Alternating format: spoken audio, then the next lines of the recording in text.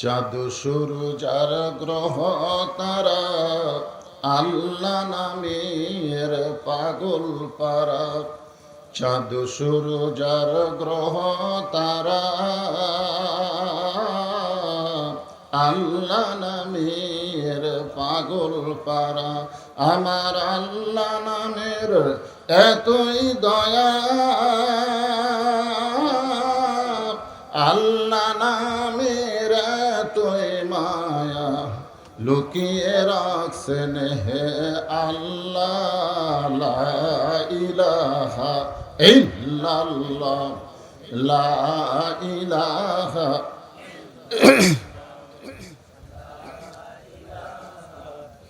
অনেকে মনে করে যে এই জিকিরটা হলো যারা পীরপন্থী তাদের জন্য। আপনারা বলেন জিকির কি তাদের জন্য? এখানে আল্লাহ কি বলতেছে? আইয়ুহাল্লাযীনা আমানু, যারা আমাকে বিশ্বাস স্থাপন করেছো, উযকুরুল্লাহ যিকরান কাসীরা। প্রত্যেকটা ইবাদতের কিন্তু একটা সীমা আছে, সংখ্যা আছে, নিয়ম আছে, আছে না নাই? আপনি মন চাইলেই সবসময় নামাজ পড়তে পারবেন না। 3 সময় তো নামাজ পড়া একেবারে হারাম। সূর্য উদয়ের সময়, খাড়া দ্বীপ্রহরে এবং সূর্য অস্তের সময় নামাজ পড়া যাবে? আপনার মন চাচ্ছে তাও যাবে না। মন চাইলেও সব সময় রোজা রাখা যাবে? 5 দিন রোজা রাখা হারাম। কয়দিন? মন চাইলে সবসময় হজ করা যাবে? মন চাইলে আপনি সবসময় যাকাত দিতে পারবেন? কিন্তু মন যদি আপনার চায় সব সময় আপনি জিকির করতে পারবেন। এই জিকির করতে গেলে ওযু লাগে না। আপনি যে জিকির করবেন, যে ওযু করা লাগবে, নামাজ পড়তে গেলে ওযু রাখা লাগবে, শরীর পাক থাকা লাগবে। আর আপনার জিকির করতে গেলে শরীর পাকও থাকার দরকার নাই। সব সময় যিকরান কাসীরা শব্দের অর্থে ব্যাখ্যায় বলা হয়েছে সব সময় জিকির করতে হবে। কার? জোরে বলেন। আমরা আল্লাহর জিকির করতে কোনো সময় আপত্তি করব না। আর বলা হয়েছে আফজালু জিকির লা ইলাহা ইল্লাল্লাহ। সর্বোত্তম জিকির কি? শুধুমাত্র জিকির করার অপরাধে, শুধুমাত্র নামাজ পড়ার জন্য না, রোজা করার জন্য না, শুধু জিকির করার কারণে 17 জন সাহাবীদেরকে মক্কার কাফেররা পিটাই মারছে, খালি এই জিকির করার অপরাধে। আর আজকে আমাদের বাংলাদেশে অনেকে আমরা এই জিকির শব্দটা শুনতেই পারি না। হ্যাঁ, জিকিরের নাম নিয়ে যদি অন্য কারো জিকির করে সেটার ব্যাপারে আমরা নিষেধ, ঠিক কিনা বলেন? জিকির একমাত্র হবে কার? আব্দুল আলিম একটা গান গাইছিল এক সময়, নবী নাম জপে যেজন, নবী নাম জপে যেজন, সেই তো দোজাহানের ধনী। আলেমরা বলল যে নবীর নাম জপে, শুধু নাম জপতে হবে একমাত্র কার? গানটা পরিবর্তন হয়ে গেল, নবী নাম ভাবে যেজন, জপে যেজন আর থাকলো না, কি হয়ে গেল? ভাবে যেজন। এই জন্য আমরা আল্লাহর জিকির করতে কোনো সময় আপত্তি করব না। আল্লাহ রাসূল বলেছেন, কোনো ব্যক্তি সারা জীবন যদি পাপ করে কিন্তু মৃত্যুর সময় যে জিকির আপনারা কেউ কেউ করতেছেন না, এই জিকিরটা জবান দিয়ে যদি প্রকাশ করে মারা যায়, শুধুই কলেমার জিকির জবানে জারি থাকার কারণে আল্লাহ তার জীবনের সব গুনাহ মাফ করে দেয়। আমরা কি চাই না যে মৃত্যুর সময় জিকিরটা আমাদের জবানে চালু থাক? এই হিসাবে আমরা জিকিরে কোনো সময় আপত্তি করব? আমরা এই জিকিরের শেষে, এই কলেমাতুত তাইয়্যিবার শেষে যখন বলবো মুহাম্মাদুর, সঙ্গে সঙ্গে কি বলতে হবে? সাল্লাল্লাহু আলাইহি সাল্লাম। এটা কিন্তু জিকির না, এটা জিকির না। বুঝতে হবে কোনটা জিকির, কোনটা কার জন্যে, কোনটা নবীর জন্যে, এটা বোঝার দরকার আছে না নাই? হ্যাঁ, অত্যন্ত খুশি হয়েছি। আমার মনটা, আমি অবশ্য ফেসবুকে স্ট্যাটাস দিয়েছি যে আমি খুব চিন্তিত আছি। সে চিন্তার কারণ অনেকে জানতে চাইছে, হুজুর কারণ কি? বললাম যে মাঝে মাঝে বৃষ্টি হচ্ছে আর প্রচুর গরম, এই গরমে মাহফিল এটা করা এবং এই সময়ে মাহফিল এরকম একটা বিশাল কাম করা ঠিক না, কারণ সব সময় সব কাজ করা যায় না, যেরকম ঠিক কিনা। তা আমি খুব আল্লাহ আল্লাহ করছিলাম, আল্লাহ আইবারে আনসারি সাহেব তো আল্লাহ রাসূলকে মদিনাতে থাকার জায়গা দিয়েছিলেন, সুবহানাল্লাহ বলেন। এই ছেলেটার নামও তো আইয়ুব আলী আনসারি, ঠিক কিনা বলেন। ও যখন একটা আনসিজন টাইমে একটা শখ করছে, তারা গ্রামীণ মানুষদেরকে অনেক আলেমে, এক আলেম দুই আলেম না, বহু আলেমের তাফসির শোনানোর ব্যবস্থা করেছে আল্লাহ। যতক্ষণ মাহফিল চলবে আল্লাহ তুমি আসমান থেকে বৃষ্টি দিও না, মাহফিল যতক্ষণ চলবে, তারপরে বৃষ্টি দরকার আছে না নাই? তো মাশাআল্লাহ আল্লাহ পাক আমাদেরকে বৃষ্টি মুক্ত সুন্দর আবহাওয়ার, আমি তো যে বাড়িতে ছিলাম হাইরে কষ্ট মনে হচ্ছিল আজকে আগুন পড়তেছে, কিন্তু এখানে এসে দেখলাম মনে হয় জান্নাতের বাতাস বইতেছে, বলেন সুবহানাল্লাহ। আসলে যেটা জান্নাতের বাগান, কঠিন গরমের ভিতরে এইরকম একটা পরিবেশে আল্লাহ আমাদেরকে কবুল করলেন, আমরা খুশি না বেজার? জবান খুলে সকলে বলি আলহামদুলিল্লাহ। আমরা আল্লাহর প্রশংসা সবসময় করব, কম করব না বেশি করব? হ্যাঁ, আল্লাহ বলেছেন লাইন শাকারতুম লাযিদান্নাকুম। আমরা আল্লাহর প্রশংসা এই কারণেই করব যে আল্লাহ তাআলা দেখেন আজকে এই কোরআনের কারণে, এই পবিত্র কোরআনের কারণে বহু দলের মানুষ, যদিও আমরা মুসলমান, আমাদের মধ্যে বহু দল আছে না নাই? আছে না নাই? শুধুমাত্র এই কোরআনের কারণে আল্লাহ সমস্ত দলের মুসলমানকে এক জায়গায় বসার তৌফিক দান করেছেন। খুশি না বেজার? এই জন্য জবান করে বলি আলহামদুলিল্লাহ। আমি নওগাঁ নিয়ামতপুরে একটা ওয়াজ করে ধরা খেয়েছিলাম। সে ওয়াজটা হলো, আল্লাহ কোরআনে বলেছেন ওমা ইয়াবতাগি গায়রাল ইসলামা দীনান ফালাই ইউকবালা মিনহু। তো নিয়ামতপুর, পোরশা এবং সাফাহা এই তিন থানার যিনি এমপি, তিনি আবার হিন্দু মানুষ, বর্তমানে হচ্ছে মন্ত্রী, বর্তমান কি মন্ত্রী। হ্যাঁ, তবে ওই জায়গায় এই আয়াতের ব্যাখ্যায় বলেছিলাম যে একমাত্র ইসলাম ছাড়া অন্য কোনো ধর্ম কেউ যদি গ্রহণ করে, আল্লাহ বলেছেন সেই ধর্ম কবুল করা হবে না। আপনারা বলেন তো এটা কি আমার কথা না আল্লাহর কথা? এই কথার দ্বারা আমরা কি বুঝতে পারলাম? যে শুধুমাত্র মুসলমান ছাড়া আর কোনো ধর্ম, আর কোনো জাতিকে আল্লাহ কবুল করে। আমরা সবাই কি গুনাহগার হতে পারি, পাপিষ্ট হতে পারি, কিন্তু আমরা যে মুসলমান এ ব্যাপারে কি আপনাদের সন্দেহ আছে? আমি একটা আয়াতে কারিমা, ছোট্ট আয়াতের অংশ নিয়ে আপনাদের সামনে আলোচনা করব। কারণ আমাকে শেষে রাখার কারণ হলো মুরব্বী, ওয়াজ তো হয়ে গেছে সেই জোহর থেকে শুরু, শুনতেছেন মাশাআল্লাহ। আর আমাকে শেষে রাখা হয়েছে যে কিছু সংক্ষিপ্ত আলোচনা করে একটা মোনাজাত করে দেওয়া। বিজ্ঞাপন ছাপানো হয়নি, কিন্তু ফেসবুকে যেটা ছাপানো হয়েছে ওখানে লেখানো হয়েছে বেগুন গ্রামে এবং পৃথিবীর যত মুসলমান নরনারী কবরে গেছে তাদের রুহের মাগফিরাত কামনায় আজকের এই দোয়ার মাহফিল। সুবহানাল্লাহ বলেন। আল্লাহ কোরআনে বলেছেন ইন্না দীনা ইনদাল্লাহিল ইসলাম। আল্লাহর কাছে একমাত্র মনোনীত জীবন বিধান, তার নাম কি? রুহের জগতে। এই দুনিয়াতে আসার আগে আরেকটা জগৎ ছিল, বিশ্বাস হয়? আমরা সেই জগতের মধ্যেও ছিলাম, বিশ্বাস হয়? কিন্তু মনে আছে? মনে নাই। আচ্ছা, এই দুনিয়ার জগৎ থেকে যে আমরা কবরের জগতে যাব, এটা কি বিশ্বাস হয়? বিশ্বাস হয়? রুহের জগৎ থেকে যেমন দুনিয়াতে এসেছি, এই দুনিয়ার জগৎ থেকে আমাদেরকে কবরে যেতে হবে। এখন আপনারা বলেন সব জাতের মানুষেরা দুনিয়া থেকে মৃত্যুবরণ করে কোন জায়গায় গেল সেইটা বোঝার ব্যাপার না, ওইটা আমরা চিন্তাও করব না। কিন্তু আমাদের ব্যাপার হলো ফাদখুলি ফি ইবাদি ওয়াদখুলি জান্নাতি।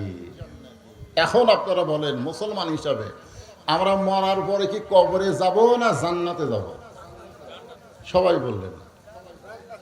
আপনাদের কি জান্নাতের ব্যাপারে সন্দেহ আছে নাকি? সন্দেহ আছে? আল্লাহ এখানে ডাইরেক্ট বলে দিলেন যে আমার ইবাদত করবে, বান্দা হবে, সে জান্নাতে প্রবেশ করবে।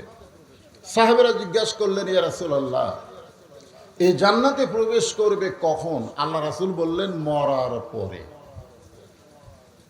আপনারা বলেন তো জান্নাত যদি আমরা আল্লাহর কাছে সব সময় চাই, তাহলে মরার দরকার আছে না নাই? কথা কয় না। আপনারা সত্যি করে অন্তর থেকে বলেন তো, আমরা কি মরবার চাই? না না না, আমরা যে মরবো এ ব্যাপারে কোনো সন্দেহ, আমরা যে রুহের জগতে ছিলাম এ ব্যাপারে কোনো সন্দেহ নাই। এই দুনিয়াতে আসার পরে দুনিয়া থেকে মৃত্যু বিদায় নেওয়াকে যারা ভুলে গেছে, একমাত্র তাদের দ্বারাই আল্লাহর নাফরমানি করা সহজ। আর যারা বিশ্বাস করে যে কোনো মুহূর্তে আমাদের মৃত্যু হবে, তাদের দ্বারা কোনো নাফরমানি হওয়া সম্ভব। তাহলে এখন মুসলমানের বাচ্চা হিসেবে, মুসলমান হিসেবে সবাই বলেন, মরার পরে আমরা কবরে যাব না জান্নাতে যাব? আমাদের কাছে দুনিয়া ভালো না জান্নাত ভালো? তাহলে জান্নাতে যদি যাইতে চাই মরা লাগবেই। এখন মরা লাগবে এই বিশ্বাস যদি আমাদের অন্তরে থাকে, খুব খেয়াল করবেন সেই মৃত্যুটা কখন হবে। ভাইজান, আমরা ফাঁসির আসামি নিয়ে টেনশন করি না? যে জল্লাদ শাহজাহান ফাঁসি দিল, বহু মানুষকে ফাঁসি দিছে, সে জল্লাদ শাহজাহান আজকে মারা গেছে। তোর এখন কি হয়েছে? আজকে মারা গেছে। আজকে রাসেল ভাইপার নামে একটা সাপ এ বাংলাদেশে আইছে। আসার পরেই মানুষের ভিতরে একটা মৃত্যুর আতঙ্ক শুরু হয়ে গেছে। তোর এখন ঠিক কিনা? হায় হায়, কোন দিক দিয়ে সাপটা এসে কামড় বসায়। আপনার বলেন, জান্নাতে যদি যাবারই চান, তাহলে এই মরা নিয়ে এত টেনশন কেন করতেছেন? আপনারা একটু কথাটা মনোযোগ দিয়ে খেয়াল করে শুনবেন। জান্নাতে যদি যাবারই চান, তাহলে সাপে কাটা মরা এটা ভালো না খারাপ? এ জোরে কান, ভালো না খারাপ? আগুনে পুড়ে মরে যাওয়া ভালো না খারাপ? পানিতে ডুবে মরে যাওয়া ভালো না খারাপ? এগুলো মৃত্যুকে বলা হয় হুকমি শহীদ। অথচ এই রাসেল ভাইপারকে নিয়ে আমরা টেনশন করতেছি যে না জানি কখন সাপ কামড় দেয়, আর কামড় দিলি নাকি মানুষ মারা যায়। আপনারা বলেন, সাপ না কামড়ায় মানুষ মরে? জল্লাদ শাহজাহান কি কামড়ায় মরছে? কথা বলেন। তাহলে আজকের এই যে আয়াতের অংশ, ফাদখুলি ফি ইবাদি ওয়াদখুলি জান্নাতি, যে আল্লাহর বান্দা হবে সে জান্নাতে প্রবেশ করবে।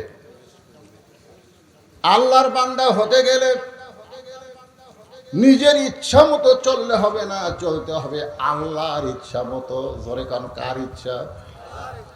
আর আল্লাহর ইচ্ছা মতো চলতে গেলে একজনের তরিকা মোতাবেক চলতে হবে। সেই তরিকা হলো মুহাম্মাদুর রাসূলুল্লাহ। আতিউল্লাহ ওয়া আতিউর রাসূল।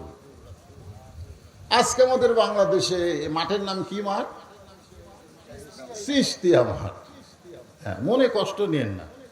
আপনার বলেন তো, আল্লাহ রাসূল যখন দুনিয়াতে ছিল তখন চিশতিয়া ছিল, কাদরিয়া ছিল, নকশবন্দিয়া ছিল, মোজাদ্দেদিয়া ছিল, জোরেকান ছিল? এগুলো একটা তরিকাও ছিল না। হে রাসূল, কুল, হে রাসূল আপনি বলেন, ইন কুনতুম তুহিব্বুনাল্লাহ ফাত্তাবিউনি। যদি কেউ আল্লাহর গোলামি করতে চায়, আল্লাহর বান্দা হতে চায়, আল্লাহকে পাবার চায়, একমাত্র আপনাকে ইত্তেবা ছাড়া, অনুসরণ ছাড়া পাওয়ার কোনো রাস্তা। সবাই বলছেন আলহামদুলিল্লাহ। আমি আশ্চর্য হলাম যে মাঠের নাম চিশতিয়া মাঠ। মসজিদ হবে কার, মাঠ হবে কার, সব কিছু আল্লাহ। আমার অনেক সময় বলি মসজিদ আল্লাহর, মাদ্রাসা নবীর, অথচ কোরআনের আয়াত যখন পড়ি তখন সব কিছুর মালিক কে? আরো জোরে বলেন, সব কিছুর মালিক কে? কিন্তু আমরা অনেক সময় আবেগে, মহব্বতে এগুলো কথা বলে থাকি। যাই হোক, এই কোরআন থেকে অনেকে অনেক তাফসীর করে আপনাদের শোনালো। আমি শুধু আয়াতকে সামনে নিয়েই আপনাদের সামনে কিছু গুরুত্বপূর্ণ কথা বলতে চাই। বেগুন গ্রামের উপর দিয়ে আমি অনেক গেছি। একবার বেগুন গ্রামে 5টা মার্ডার হয়েছিল। আপনাকে মনে আছে? আমি সেই দিন, যেদিন মার্ডার, সেই দিন এই রাস্তা দিয়ে আমি চলে গেছি কালায়। আশ্চর্য, আমি সেই দিন থেকে বেগুন গ্রামকে চিনি। অত্যন্ত গুরুত্বপূর্ণ একটা গ্রাম, যেরকম ঠিক কিনা? আজকে যে এই যে মোবাইলের মাধ্যমেও ভাইরাল হচ্ছে, মানে ক্যামেরার মাধ্যমে, তারপরে এই গ্রামটা আগে থেকেই ভাইরাল গ্রাম। যেরকম কি গ্রাম?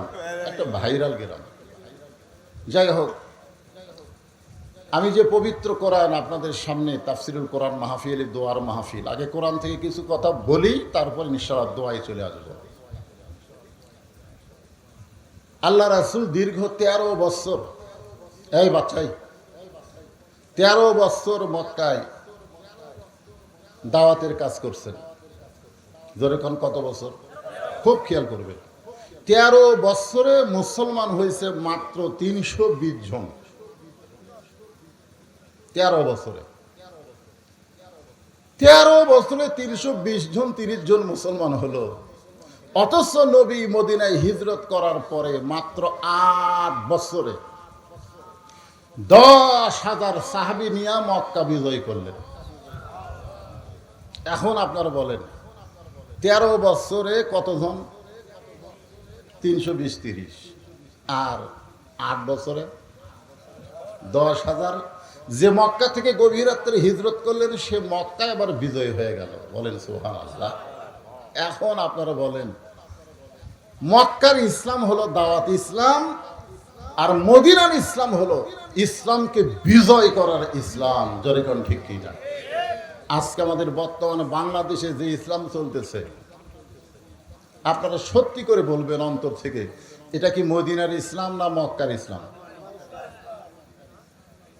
কারণ আমরা ওয়াজ শুনি, আমরা কোরআনের তাফসীর শুনি।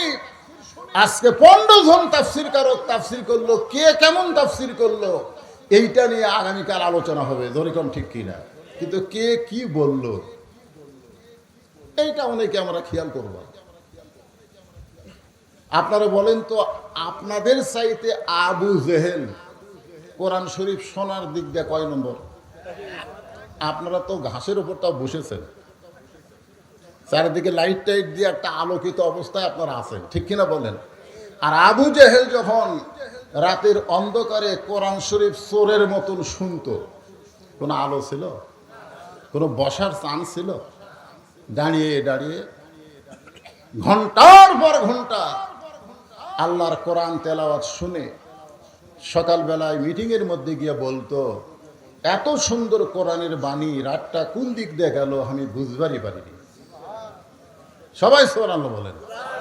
আপনারা বলেন, আবু জেহেলকে কোরআনের বিরুদ্ধে কইছে? আজ আমাদের বাংলাদেশে আবু জেহেল মার্কা যারা, তারাও কোরআনের বিরুদ্ধে নয়, কোরআনের আন্দোলনের বিরুদ্ধে কথা বলে। মরে গেলে তাদের রুহের মাগফিরাতে কোরআন খতম দিয়ে দোয়া করা হয়। ধরে কোন কথা ঠিক কি না? এত সুন্দর কোরআন, রাতটা কোন দিক দিয়ে গেল বোঝাই গেল না।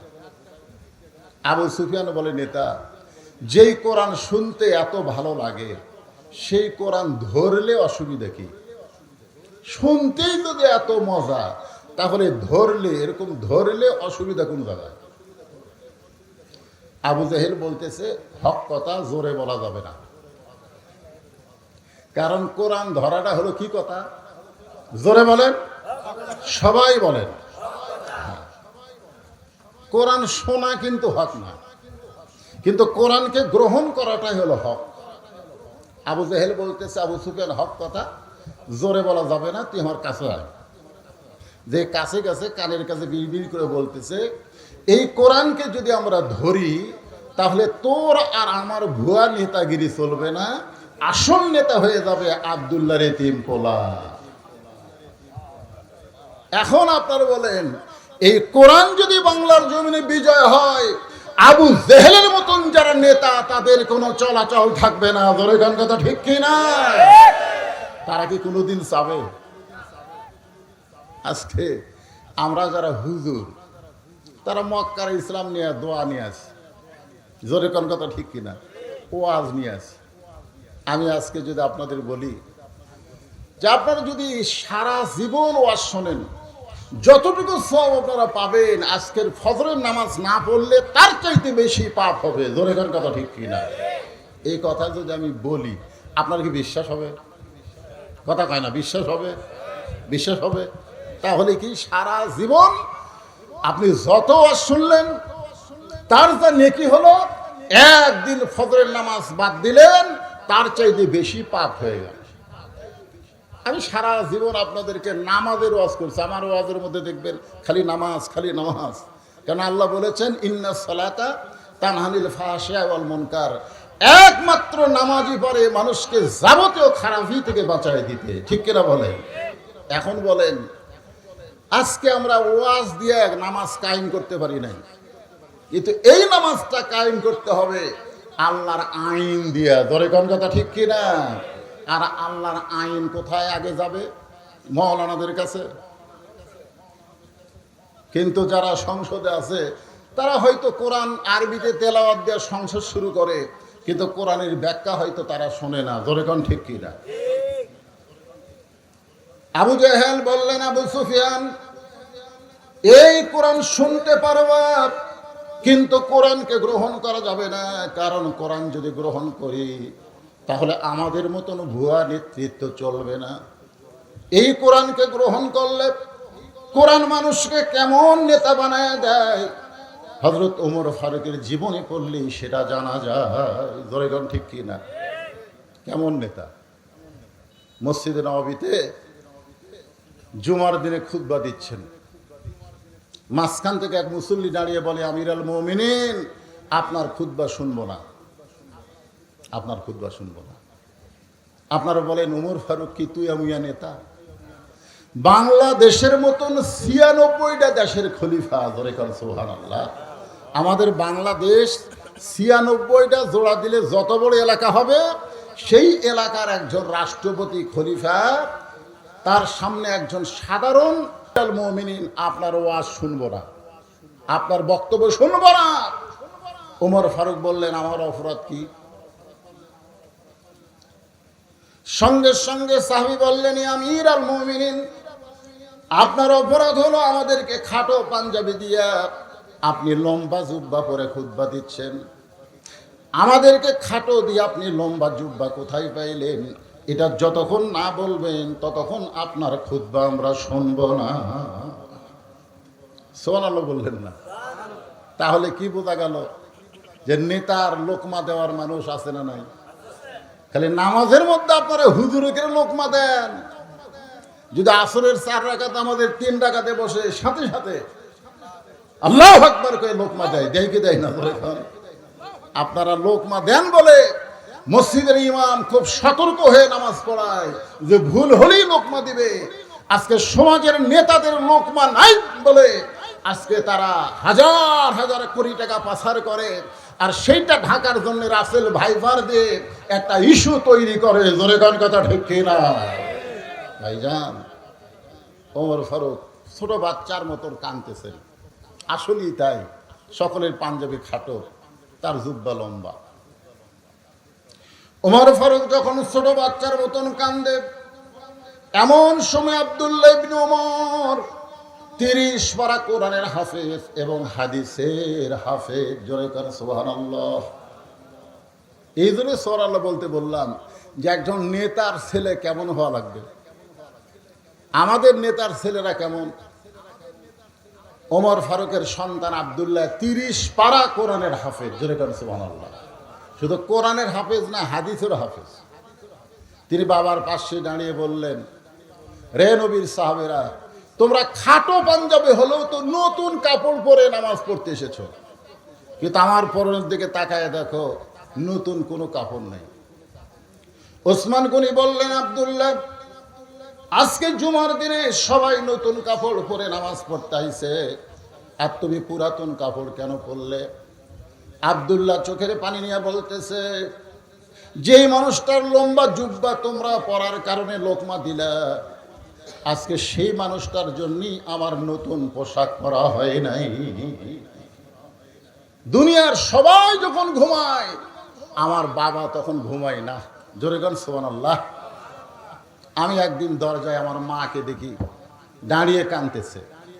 আমি আব্দুল্লাহ খুব ছোট, মাকে বললাম, মা, আপনি দাঁড়িয়ে দরজায় দাঁড়িয়ে কেন কাঁদতেছেন?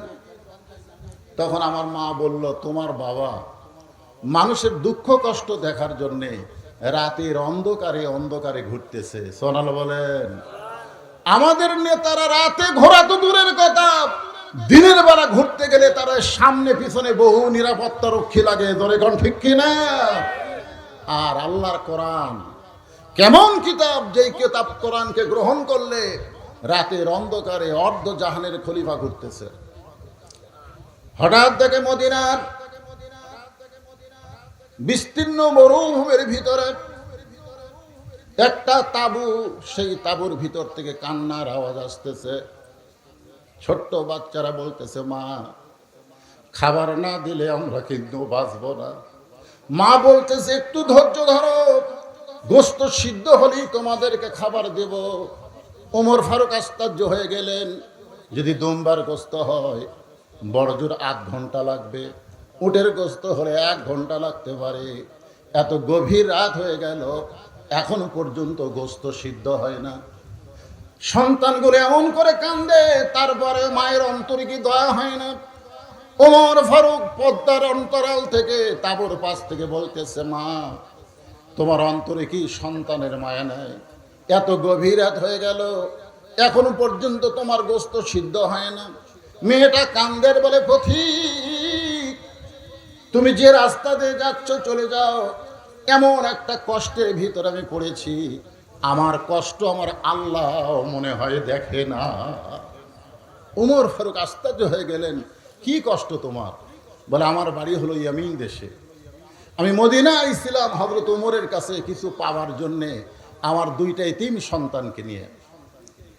কিন্তু বিকাল বেলায় হযরত ওমরের দরবারে এত মানুষের ভিড়, আমি একজন মহিলা এতিম বাচ্চাদের নিয়ে ওমরের কাছে যাইতে পারলাম না। আমি রাতে তাঁবু টাঙ্গাইয়া 2টা বাচ্চাকে নিয়ে ঘুমাতে চাই, সকালবেলা হযরত ওমরের কাছে যাব। কিন্তু আমার 2টা বাচ্চার পেটে এত ক্ষুধা লাগছে, ক্ষুধার যন্ত্রণায় তারা কাঁদতেছে। আমি তাদের সান্ত্বনা দেওয়ার জন্য পাতিলের মধ্যে পানি আর পাথর দিয়া নিচে আগুন জ্বালায় বলতেছি, গোশত সিদ্ধ হলেই তোমাদের খাবার দিব, কিন্তু আমার পাতিলের গোশত তো কোনোদিনও সিদ্ধ হবে না। সঙ্গে সঙ্গে ওমর ফারুক বললেন, মা, তুমি একটু ধৈর্য ধরো। এক দৌড়ে আসলেন, বাইতুল মালের দরজায় গিয়ে বললেন, আসলাম, তাড়াতাড়ি 1 বস্তা খাদ্য আমার ঘাড়ে উঠাইয়া দাও, 1 বস্তা খাদ্য আমার মাথায় উঠাইয়া দাও। আসলাম বলে, আমির আল মুমিনিন, বস্তা নিয়ে কোথায় যাওয়া লাগবে আমাকে বলেন, আমি মাথায় নিব। ওমর ফারুক বলেন, আসলাম রে, একজনের পাপের বোঝা আর একজন মাথায় নেয় না, দে আমার মাথায় উঠাইয়া দে। খাবার বোঝাই যখন বস্তা যখন ওমর ফারুকের মাথায় উঠাইয়া দেয়, ওমর ফারুক বস্তা মাথায় নিয়ে খুব জোরে জোরে যখন দৌড় মারতেছে, পিছন দিক থেকে আসলাম চিল্লায় বলে, আমির আল মুমিনিন, এত ওজনের বস্তা নিয়ে যদি আপনি পড়ে যান আপনার কষ্ট হবে। ওমর ফারুক বলে, আসলাম রে, নির্দিষ্ট সময়ের মধ্যে যদি যাবার না পারি তাহলে জাহান্নামের আগুনে ওমরকে পুড়তে হবে। তাবুর কাছে গিয়ে বললেন, মা, এই বস্তার মধ্যে খাবার আছে, রুটি আর হালুয়া তৈরি করো।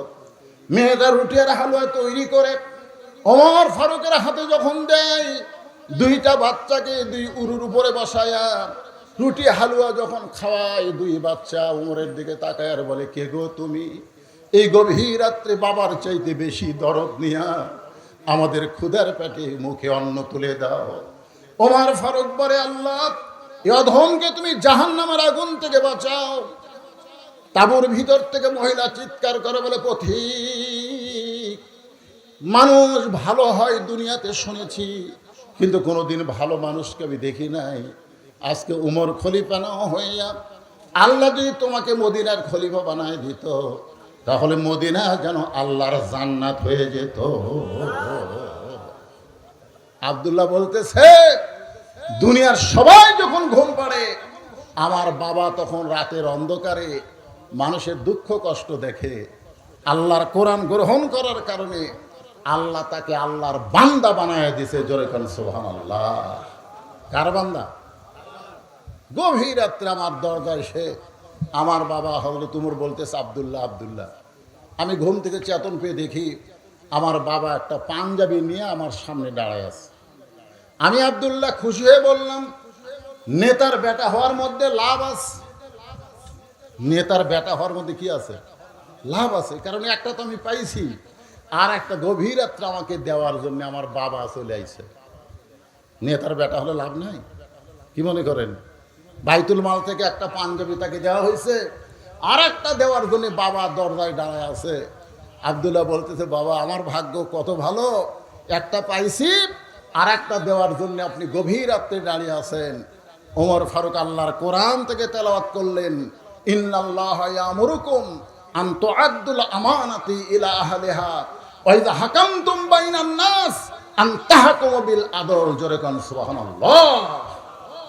কি 6 বছর আম বাগানে চাষ করে জ্যৈষ্ঠী মাসে দেখতে গেছে আম পাকছে কিনা, যা দেখে ছোট্ট এক বাচ্চা গাছের ডালে বসে আম পাড়তেছে।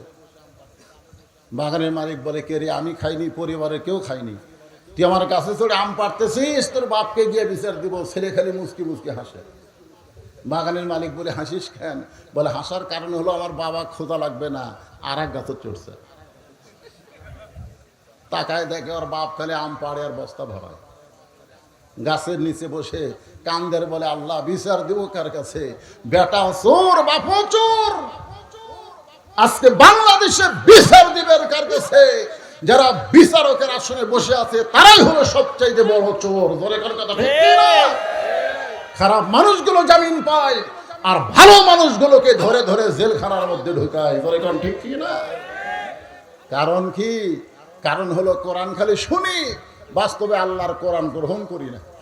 আল্লাহর কোরআনকে যদি গ্রহণ করতাম, তাহলে দুনিয়ার কোনো মানব বিচারক হইতো না, বিচারক হইতো একমাত্র আমার আল্লাহ। ধরে কোন কথা ঠিক কি না? আর যারা বিচারকের আসনে বসতো, তারা বিশ্বাস করতো আমি বিচারক না, আমি হলাম বিচারকের প্রতিনিধি। বিচার যদি করতে হয়, কার আইনে করা লাগবে? ওমর ফারুক বলে, আব্দুল্লাহ, এই কথা তোমার মনে কেন আসলো যে তুমি নেতার ছেলে বলে 2টা পাঞ্জাবি পাবা? তো বলে, বাবা গভীর রাত্রে সবাই যখন ঘুমাইছে, আপনি তখন আমার দরজায় কাপড় নিয়ে দাঁড়ায় আছেন, আমার মন বলতেছে আপনি আমারে চুপি সারে দিবার আইছেন। ওমর ফারুক বলে, বেটা আগামীকাল কি বার? বলে, জুমার দিন। আসলে শুক্রবার এটা একটা কঠিন ষড়যন্ত্র। আসলে আমাদেরকে বলতে হবে কি বার।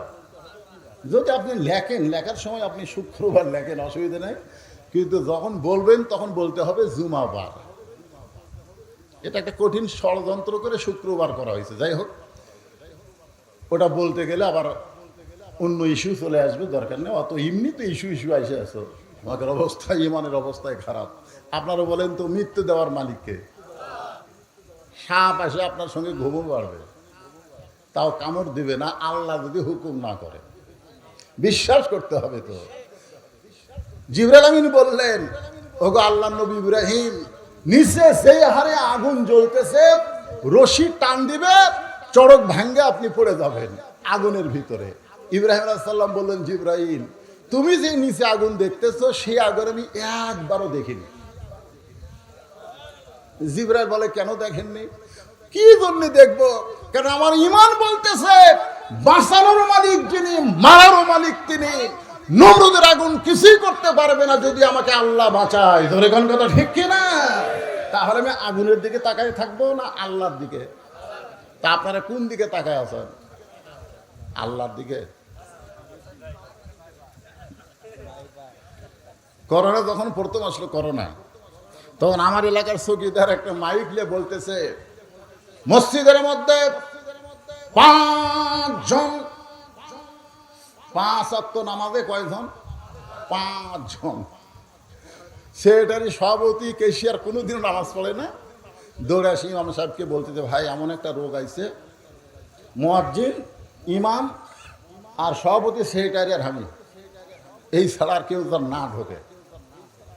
তারাবি হচ্ছে 12 জন, জুম্মাত হচ্ছে 10 জন। আহলে হাদিসের ভাইরা যদি এখানে থাকে তারা বুঝবেন, কাতার করার সময় কাতারের মাঝখানে ফাঁক রাখা যাবে। হানাফি মাযহাবেরা অনেক ফাঁক রাখে, কিন্তু ওরা কিন্তু একেবারে পায়ের আঙ্গুলের সাথে আঙ্গুলি লাগাই দিয়ে ফাঁক বন্ধ করে নামাজ পড়ে। আমি আহলে হাদিস ভাইকে বলবো, করোনার সময় তারা কি করছে?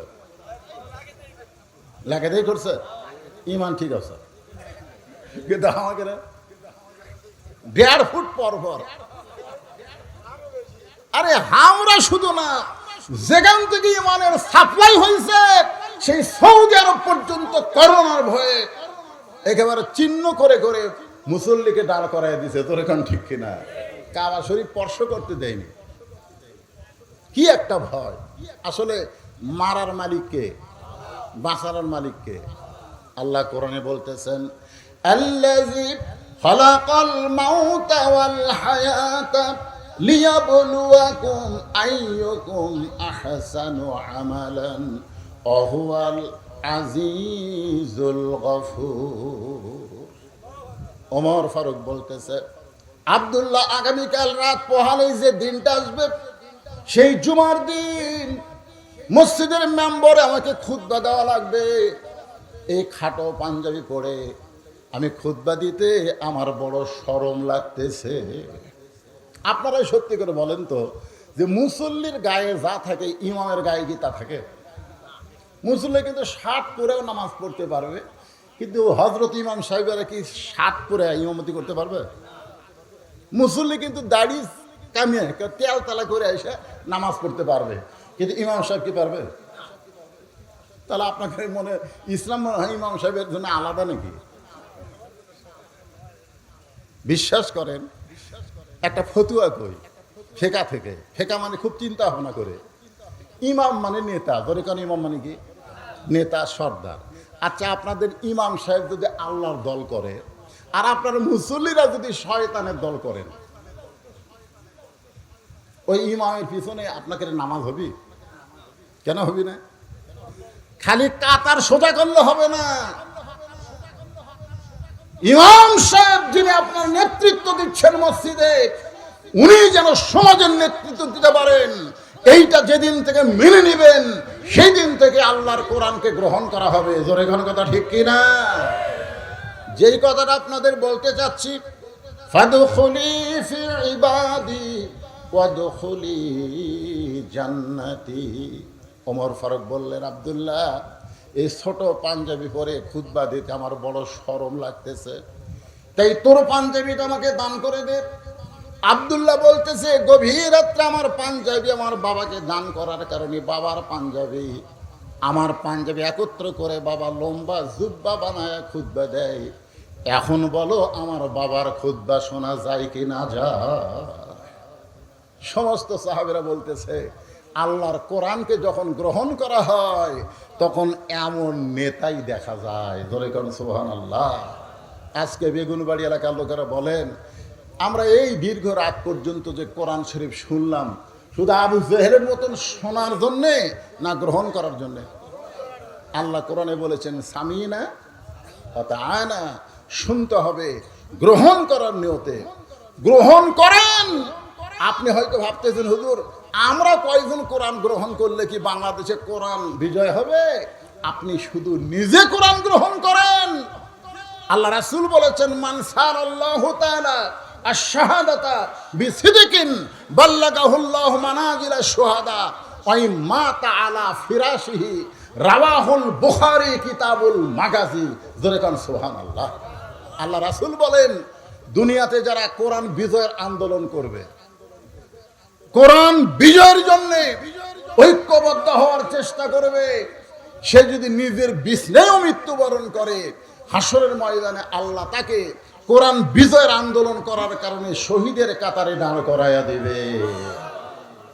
কোরআন শুনতে শুধু হবে না, কোরআনকে গ্রহণ করার মানসিকতা আমাদের তৈরি করা লাগবে। বলবেন হুজুর কবে? যেভাবে আমরা ছাড় দিছি, আস্তে আস্তে আমাদের দেশ যে কি হচ্ছে আল্লাহ ভালো জানে। ছাড় দিচ্ছে না। আজকে আমরা মুখ বন্ধ করছি। মুখ বন্ধ করা, আপনারা বলেন তো, এই যে কুরবানির সময় যে গরু কিনলেন, আপনারা বলেন গরুর গোশত কত করে শেয়ার পড়ছে? না না না, আমরা গ্রামগঞ্জে যারা কিনছি, আমি একটা কিনছিলাম, তো দেখলাম 550-র উপর যায় না। কিন্তু ওরা যা চাচ্ছে আমরা তাই দিচ্ছি, কারণ আমরা মুখ বন্ধ করে রাখছি। জোরে কোন কথা কর না কেন? আজকে মুখ বন্ধ করার কারণে গোস্তের দাম বাড়তেছে। আজকে মুখ বন্ধ রাখার কারণে আবার কি হলো? আচ্ছা ঠিক আছে, এখনই দোয়া হবে ইনশাল্লাহ।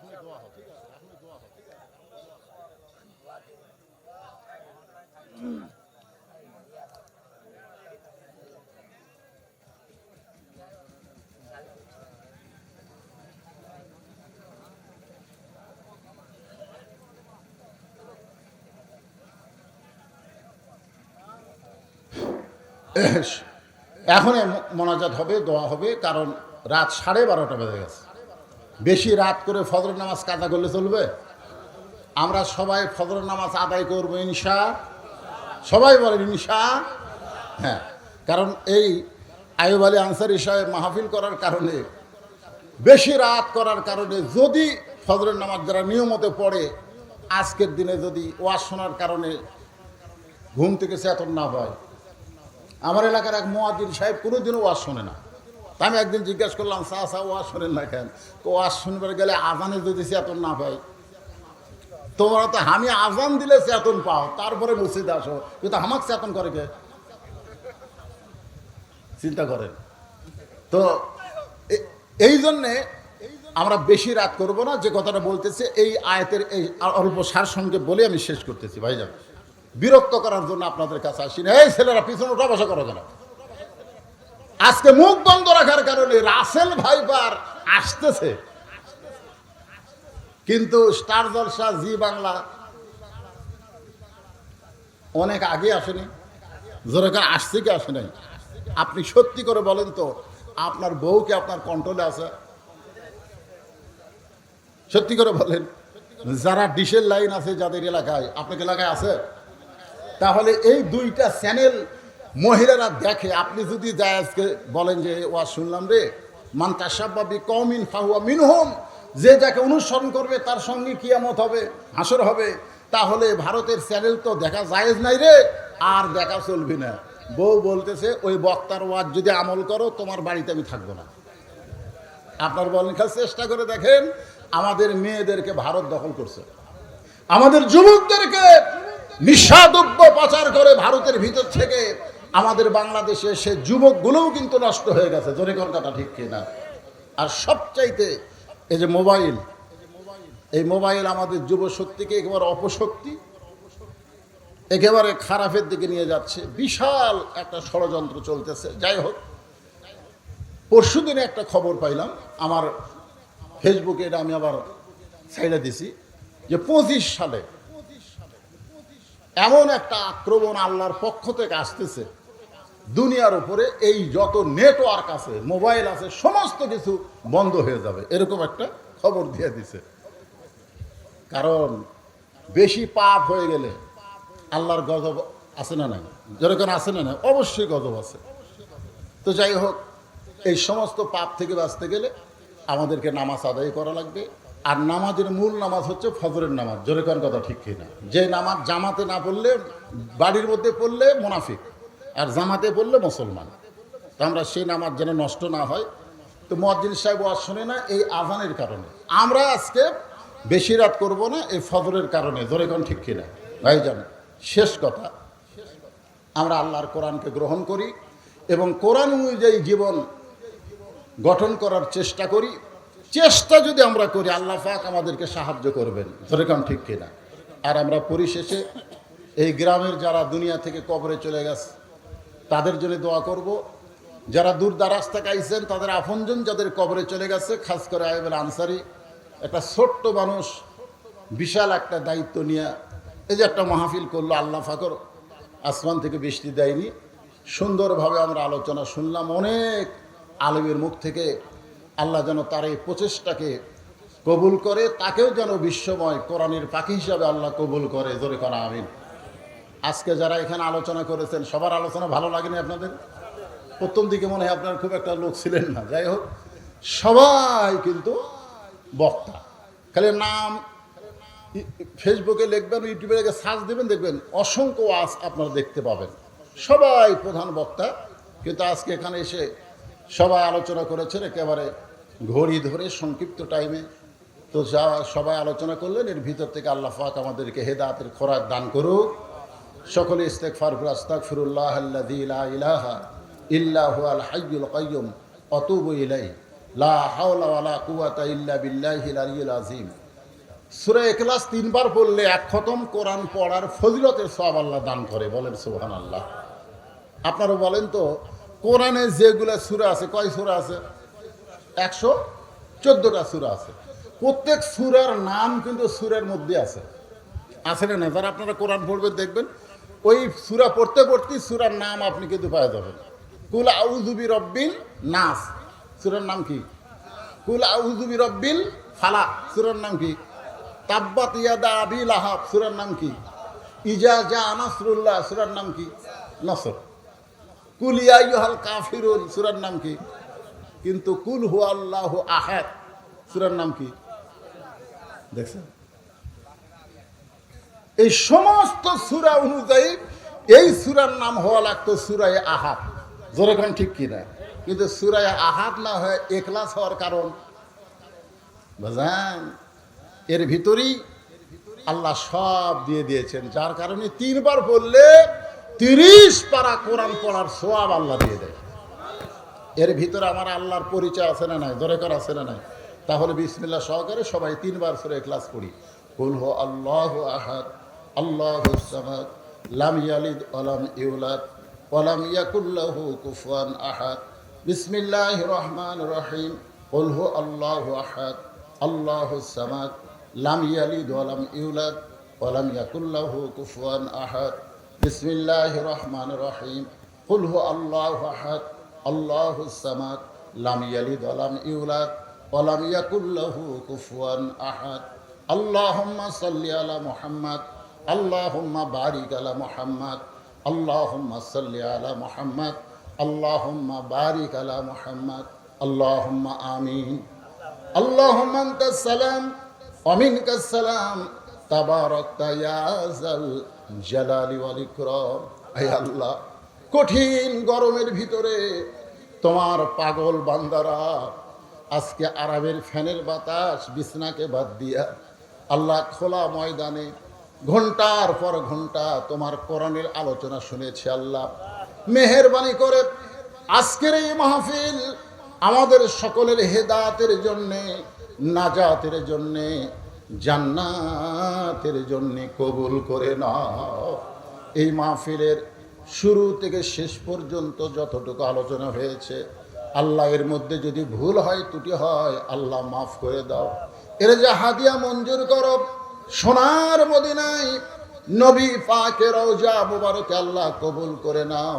তামাম আম্বিয়াই কেরাম, আসহাবে কেরাম, তাবিনে কেরাম, তাবা তাবিনে কেরাম, তামাম পৃথিবীর মাটির নিচে যত মুমিন মুমিনা শুয়ে আছে আল্লাহ সকলের আরওয়াহ করে হাদিয়া কবুল করো।